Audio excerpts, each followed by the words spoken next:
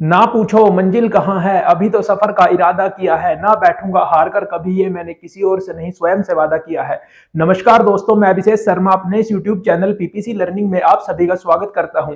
आज हम इस वीडियो में किसके बारे पढ़ेंगे? आज हम पढ़ेंगे मोहम्मद बिन तुगलक, जिसका दूसरा नाम या फिर जिसका वास्तविक नाम जोना खां था। देखिए, दिल्ली सल्तनत के 5 वंश हुए, जिसमें से पहला वंश गुलाम वंश था, जिसको दास वंश भी कहा जाता है। उसके बाद आता है खिलजी वंश और फिर आता है जो तीसरा वंश था, तुगलक वंश।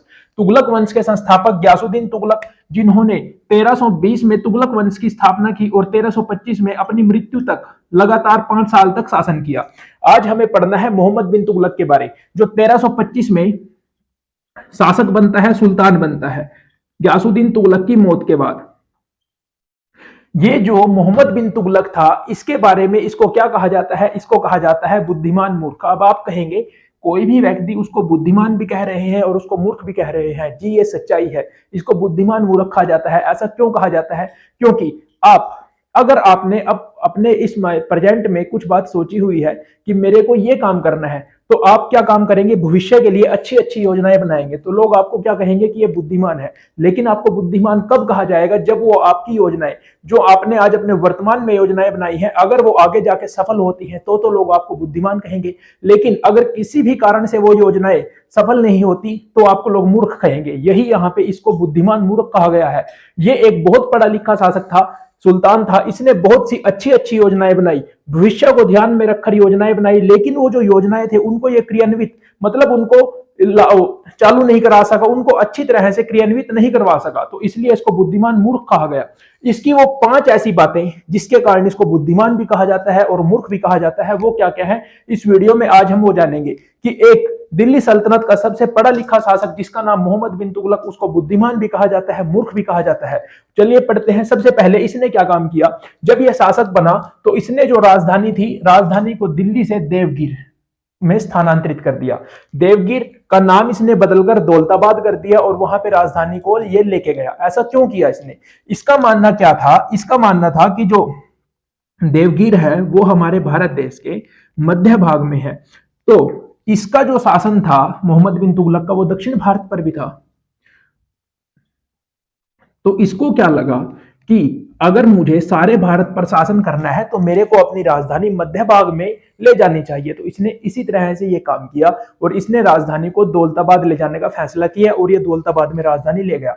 लेकिन वहां जाके इसको क्या प्रॉब्लम फेस हुई? इसने देखा कि जिस तरह से दिल्ली में रहकर दक्षिण भारत पर नियंत्रण नहीं किया जा सकता था उस समय में, तो उस समय में क्या था, आप देवगिर में रह के उत्तर भारत पर भी सही से नियंत्रण नहीं कर पा रहे थे। तो इसको क्या लगा? इसको लगा कि अब मेरे को दोबारा फिर राजधानी दिल्ली में ही ले जानी पड़ेगी।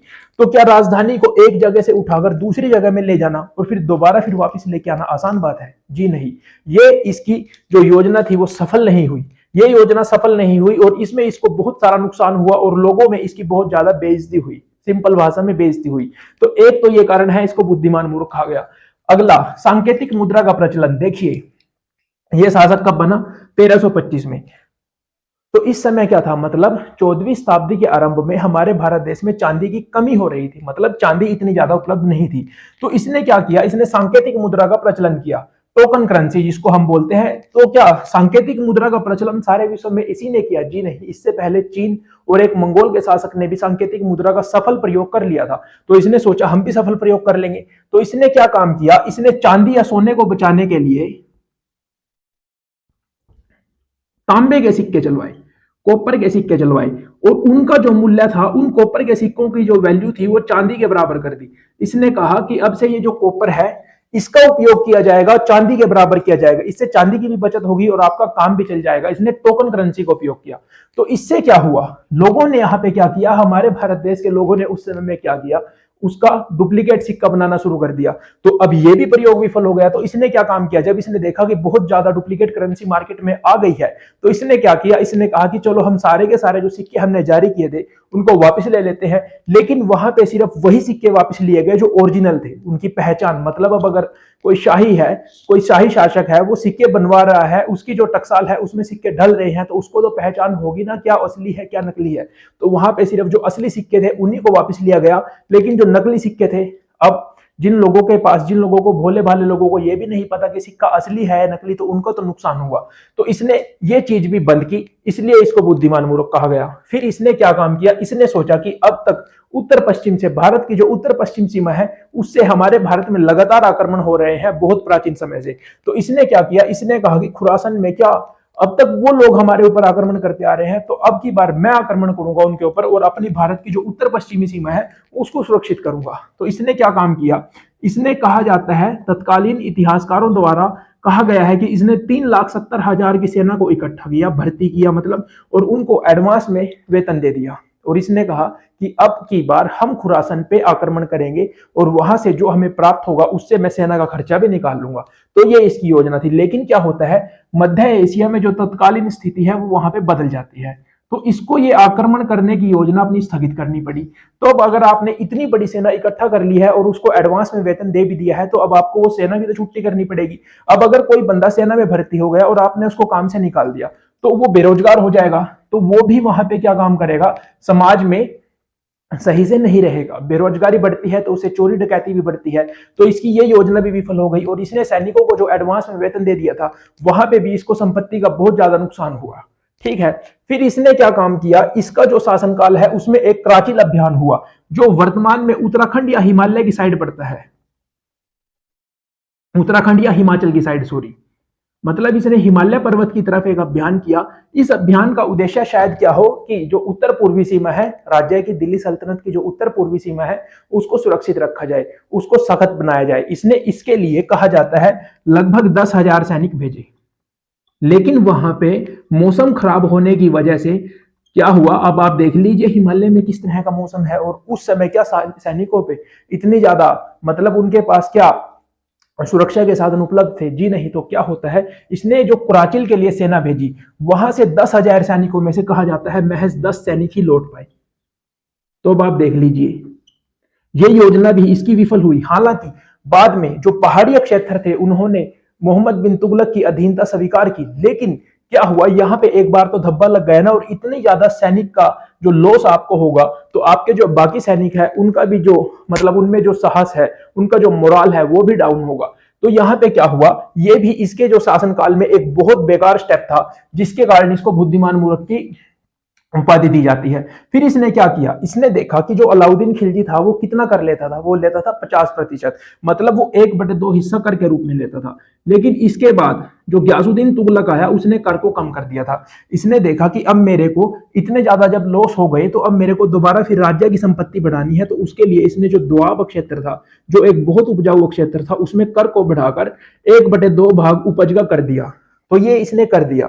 इसने सोचा था कि जैसे अलाउद्दीन खिलजी कामयाब हुआ मैं भी कामयाब हो जाऊंगा।